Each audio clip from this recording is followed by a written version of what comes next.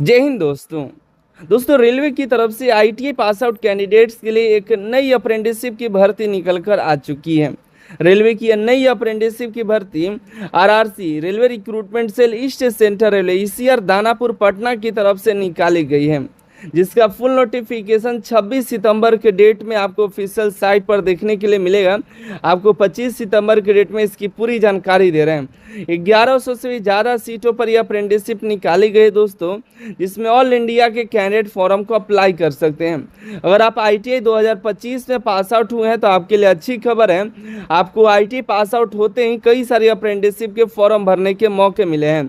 अगर आपको रेलवे या स्टील प्लांट सेल हो गया, नेवी हो गया या एमडीएल जैसी कुछ जगहों से अप्रेंटिसशिप करने का मौका मिले तो ज़रूर कर लीजिएगा, क्योंकि इन जगहों से अप्रेंटिसशिप करने से आपको दो तरह के फ़ायदे होते हैं। जैसे अगर आप रेलवे से करते हैं तो 20% का कोटा ग्रुप डी में मिलता है और एक्सपीरियंस भी मिल जाता है 1 सालों का।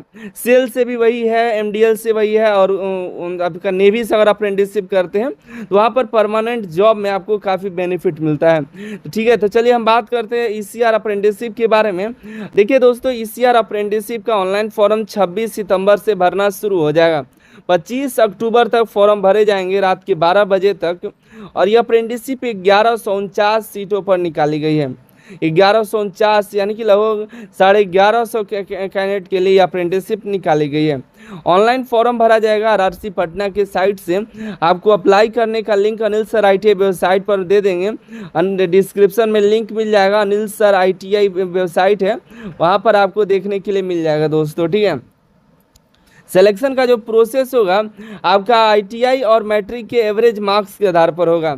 अब मैट्रिक में 50% मार्क्स होना चाहिए कम से कम, और आईटीआई पास आउट होना चाहिए। 10th और आईटीआई के दोनों के मार्क्स को एवरेज मार्क्स को निकाल करके मेरिट बनेगा। जैसे कि 10th में 80 है और आईटीआई में आपका 90 है, तो दोनों को जोड़ करके 2 से भागा दिया जाएगा, तो जो परसेंटेज आएगा उसी परसेंटेज पर आपका मेरिट तैयार किया जाएगा। तो आप अपना कैटेगरी और ट्रेड परसेंटेज 3 कमेंट करके बताइए कि आपका कैटेगरी क्या है, UR OBC SC ST, trade क्या है, और साथ ही साथ एवरेज परसेंटेज क्या निकल कर आ रहा है। देखिए यहाँ पर एक बात बताई गई है कि मैट्रिक का जो मार्क्स है, ऑब्टेन मार्क्स, फुल मार्क्स आपको यहाँ पर लिखना है। ठीक है, तो आप बिहार के हैं तो आप 500 भी दे सकते हैं, कोई दिक्कत आपका वो नहीं है। काफ़ी सारे बच्चे 500 मार्क्स पे भी सिलेक्शन हो चुके हैं पिछली बार। देखिए दानापुर डिवीजन में अप्रेंटिसशिप निकाली गई है। फीटर ट्रेड में 201 सीट है, वेल्डर में 8 है, मैकेनिक डीजल में 37 है, 75 आरएसी मैकेनिक में है, 24 Forger and heat treat her carpenter में 9 है, 142 इलेक्ट्रॉनिक मैकेनिक पेंटर जनरल में 7 है, 146 इलेक्ट्रीशियन में है, 26 वायरमैन में है। टोटल 675 सीट तो दानापुर में ही है। धनबाद की बात करें तो 156 सीट है, fitter Turner machinist carpenter welder mechanic diesel wireman के लिए।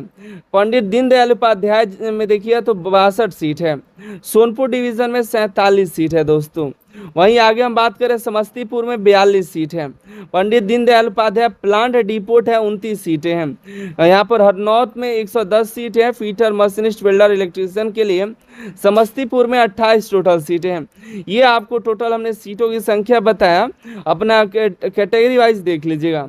आपका मिनिमम एज 15 साल होना चाहिए। ठीक है, मैक्सिमम 24 साल रखा गया है। एज आपका 25 अक्टूबर 2025 तक।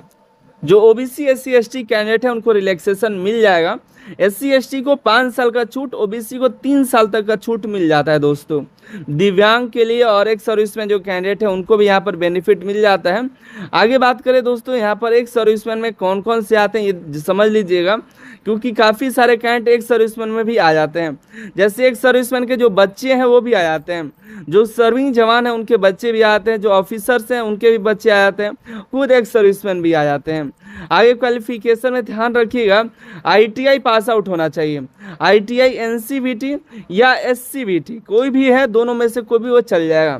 फॉर्म तो भरेंगे ही, तो फॉर्म भरने के लिए आपका एप्लीकेशन फीस 100 रुपया लगेगा। लेकिन अगर आप ओबीसी हैं और जनरल है तभी लगेगा। लेकिन अगर आप एससी एसटी दिव्यांग हैं, ये सभी कैंडिडेट का एप्लीकेशन फीस नहीं लगता है। अगर आप फीमेल हैं तो भी नहीं लगता है, तो इनके लिए अच्छी खबर है, आपको कोई फीस नहीं लगेगा। बाकी ओबीसी एससी ओबीसी और जनरल का आपको फीस लगेगा। आगे देखिए दोस्तों, ऑनलाइन फॉर्म भरा जाएगा, उसकी जानकारी हम आपको तो दे ही देंगे, टेलीग्राम पर लिंक दे देंगे, टेलीग्राम पर जुड़ जाएगा।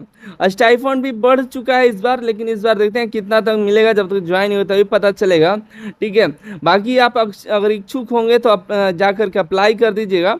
मिलते हैं अगली वीडियो में अगली जानकारी के साथ।